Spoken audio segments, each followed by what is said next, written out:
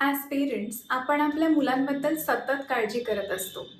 कुठले पदार्थ त्यांना खाऊ घातले पाहिजे, किती तास झोपू दिलं पाहिजे, किती तास स्क्रीन टाईम दिला पाहिजे, कुठल्या शाळेत घातलं पाहिजे वगैरे, वगैरे. आणि या सगळ्या गोष्टींमध्ये आपण एक गोष्ट मात्र खूप ओव्हरलूक करतो आणि ती म्हणजे आपल्या मुलाचा विकास म्हणजेच डेव्हलपमेंट. आपलं मूल कधी बोलायला शिकतंय, कधी चालायला शिकतंय, लोकांशी कधी इंटरॅक्ट करत आहे, कशाप्रकारे इंटरॅक्ट करत आहे, अकॅडमिक्समध्ये कसं आहे, ह्या सगळ्या गोष्टी ओव्हरऑल डेव्हलपमेंटच्या अंतर्गतच येतात. ह्या डेव्हलपमेंटला बऱ्याच गोष्टी अफेक्ट करू शकतात आणि त्यातली एक गोष्ट आहे ऑटिझम स्पेक्ट्रम डिसऑर्डर. आज ऑटिझम अवेअरनेस डे आहे आणि या निमित्ताने मी एक सीरीज सुरू करते आहे ऑटिझम स्पेक्ट्रम डिसऑर्डरवर.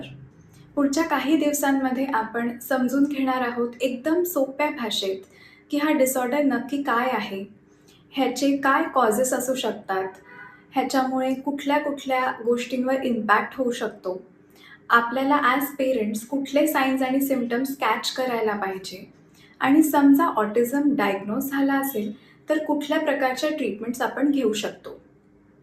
तर जर का तुम्हाला किंवा तुमच्या आजूबाजूला लहान मुलं आहेत तर ही सीरीज नक्की बघा. तुम्हाला जर का ह्याच्यावर काही प्रश्न असतील किंवा कशाबद्दल क्लॅरिटी हवी असेल तर मला जरूर कमेंट्समध्ये सांगा आणि तुमचा फीडबॅक द्या. आपण ह्या प्रोसेसमध्ये हळूहळू स्टेप बाय स्टेप सगळ्या गोष्टी जाणून घेणार आहोत. तर आय होप तुम्ही मला या प्रवासात जॉईन कराल. धन्यवाद.